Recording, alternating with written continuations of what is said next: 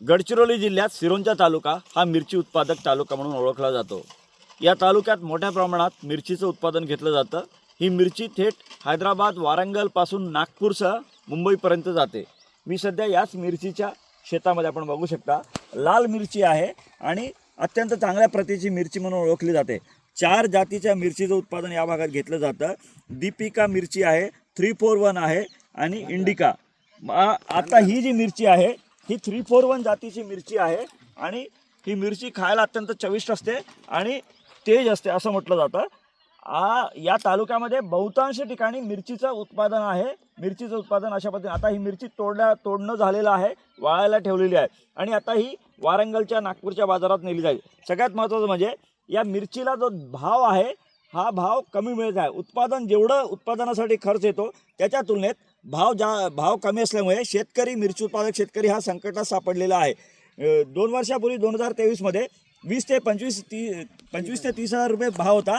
यावर्षी मातीमोल भावाने शेतकऱ्यांना मिरची विकावी लागत आहे। 12,500 रुपयापर्यंत 12,000 रुपयापर्यंत हा जो प्रति टन मिरचीचा भाव आहे। त्यामुळे शेतकरी हवालदिल झालेला आहे, कारण मिरची उत्पादनासाठी मेहनत बरीच घ्यावी लागते, मजुरीचा खर्च असेल आणि त्यासोबत उत्पादनाचा खर्च हा खूप जास्त असतो। त्यामुळे ही मिरची आता विकत असताना सुद्धा शेतकऱ्यांच्या डोळ्यामध्ये पाणी येत आहे, कारण ज्या पद्धतीने मेहनत घेण्यात आलेली होती त्या पद्धतीनं या मिरचीला भाव मिळत नसल्यामुळे मिरची उत्पादक शेतकरी हवालदिल झालेला आहे। आपण काही शेतकऱ्यांशी बोलण्याचा प्रयत्न करूया। यांच्या शेतात किती पद्धतीच्या मिरची लावल्या जातात? 4 पद्धतीच्या। 4 पद्धतीच्या कोणत्या कोणत्या असतात? 341, हां, WH100, दीपिका, हां। DD। किती मेहनत असते यामध्ये? बहुत मेहनत बहुत असते। हर दिवसांदिवस जावं लागते, 10 दिवसांना एकदा पाणी लावावं लागते, बहुत कष्ट होते। एक क्विंटलला किती खर्च येतो? क्विंटल एकराला किती खर्च? 1 एकरमध्ये किती मिरची निघते? 1,20,000 तक। अच्छा, आणि 1 एकरमध्ये किती क्विंटल मिरची होते? 20 ते 25 क्विंटल। बरं, रेट किती आहे? रेट आता जो तुमचा रेट बहुत कमी आहे आता यावर्षी। रेट कमी आहे? हो, म्हणजे 2023 मध्ये जास्त होते, पण गेल्या वर्षी पण थोडं चांगलं होते। यावर्षी कम झाली। बरं, आता जर नुकसान म्हणजे किती नुकसान होत आहे? नुकसान होत आहे, भरपूर नुकसान होतं। 50 ते 70 हजार तक नुकसान होत आहे। अच्छा, म्हणजे रेट कमी मिळत आहे? कमी मिळत आहे।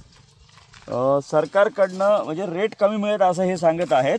आणि हा जो भाग आहे हा अत्यंत सदन भाग आहे, म्हणजे या भागाला गडचिरोली जिल्ह्यातला पश्चिम महाराष्ट्र म्हटलं जातं, कारण सिरोंचा तालुक्यात गोदावरी आणि प्राणहिता नदीचा हा जो संपूर्ण परिसर आहे आणि या संपूर्ण परिसरामध्ये अशा पद्धतीनं तांदळासोबतच मिरचीचं उत्पादन घेतलं जातं।